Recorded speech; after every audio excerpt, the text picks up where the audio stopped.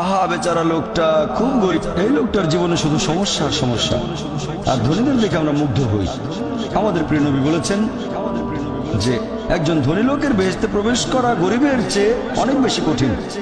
আর পবিত্র কোরআন বলছে সূরা আনফাল অধ্যায় নম্বর 8 আয়াত নম্বর 28, ধন সম্পদ তোমাদের জন্য পরীক্ষা, এটা পরীক্ষা। আমরা বোকা তাই এভাবে চিন্তা করি যে এই লোকটার অনেক টাকা, আল্লাহ অনেক রহমত দিয়েছেন, এটা একটা পরীক্ষা। যদি এই রহমত ঠিক মতো ব্যবহার না করেন, এটা অবশ্যই রহমত, তবে এই পরীক্ষায় ফেল করার সম্ভাবনা অনেক বেশি। যেমন ধরেন বোর্ডের একটা পরীক্ষার প্রশ্ন, গত বছরের কথা, 2 বছর আগের কথা, 2002 সালের কথা। সেবারের প্রশ্ন খুব কঠিন ছিল, বেশিরভাগ ছাত্রছাত্রী উত্তর দিতে পারেনি।